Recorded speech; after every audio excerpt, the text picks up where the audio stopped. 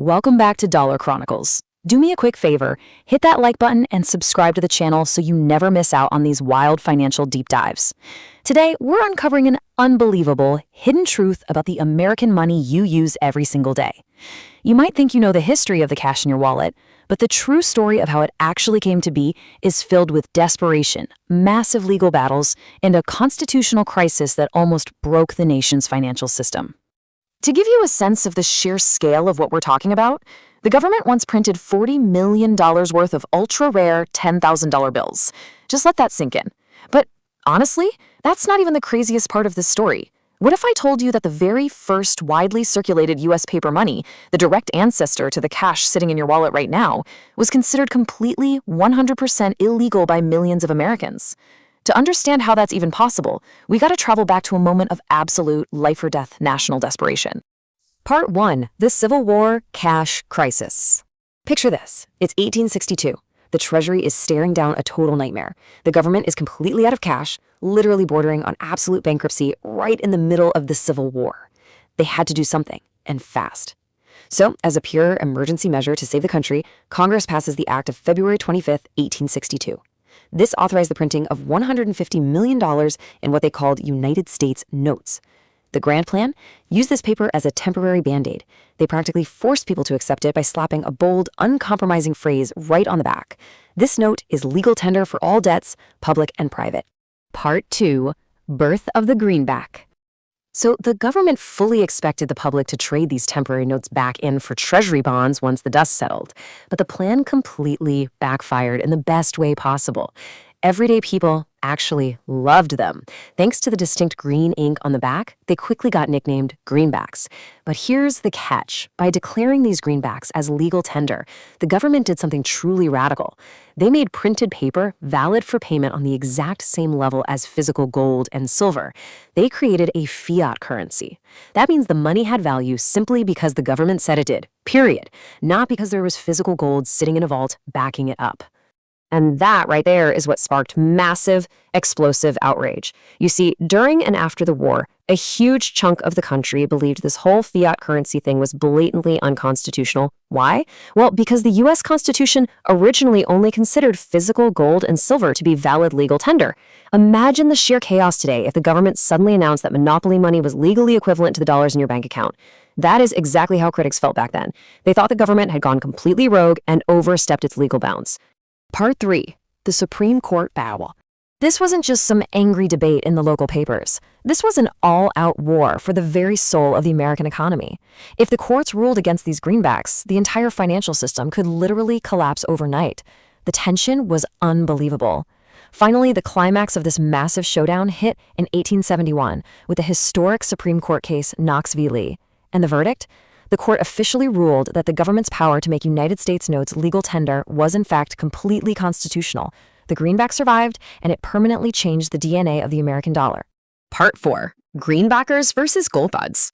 Okay, so surviving the Supreme Court was huge, but the fight wasn't over. When the massive economic boom of the Civil War suddenly crashed into the brutal panic and depression of 1873, the nation split into two fiercely opposing camps. On one side, you had the greenbackers. These were mostly farmers and working-class folks who strongly opposed big banks. They actually wanted the government to print more greenbacks to cause inflation, which would make it way easier to pay off their debts. On the completely opposite end of the spectrum were the gold bugs. These were conservative, pro-business interests who desperately wanted to shrink the money supply and go back to a strict, rigid gold standard. Ultimately, the gold bugs had the real political muscle. In 1878, they scored a massive victory. They legally capped the total circulation of United States notes at just over $346 million. And most importantly, they made the notes redeemable in gold once again. As the decades rolled on, the physical money evolved. Fast forward to 1928, and the very first small-sized notes were printed to match the exact dimensions of the cash we carry today. Then, in 1933, right in the thick of the Great Depression, that hard-fought gold redemption provision was completely wiped out for good. Part 5. Printing the billions. Even with all those strict caps and bitter political wars, the sheer volume of cash the government had to pump out to keep up with a booming America was absolutely staggering. We're talking over $1.2 billion produced just in $1 notes alone, and another $1.8 billion in $2 notes. But here's where it gets really wild. Remember that series of 1878?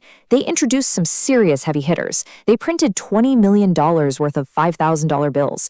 And just like we teased at the start of this explainer, an unbelievable $40 million was printed in those mythical $10,000 bills.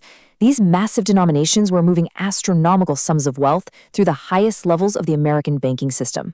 Part 6. The End of an Era. But, as we know, all things eventually come to an end. As we moved further into the 20th century, the legendary greenback slowly started to lose its spot at the top of the financial food chain, replaced by newer systems like Federal Reserve notes. The phase-out happened pretty quickly. By 1966, the Treasury officially started pulling these notes from circulation, reducing them down to just $100 bills. In 1971, the Bureau of Engraving and Printing dropped off its very last delivery. And finally, the 1994 Regal Act officially eliminated their issuance altogether, putting the final nail in the coffin of the original greenback. But wait, here is the absolute best twist to this entire saga. Even though they haven't been issued in decades and are officially a relic of the past, their legal power hasn't disappeared. If you somehow manage to dig up an original, outstanding United States note today, whether it's a worn-out $1 bill or one of those ultra-rare $10,000 monsters, it is still completely valid. To this exact day, any outstanding United States notes can be fully redeemed at face value by the Department of the Treasury.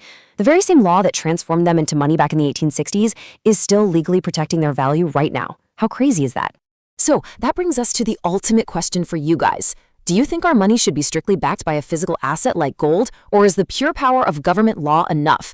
Drop your thoughts in the comments below. I really want to know what you think. And hey, if you learned something new today, hit that like button and subscribe to Dollar Chronicles. If you thought this story was incredible, wait until you see the next one. Click the next video on your screen now for another amazing hidden history. Stay curious, and I'll catch you in the next one.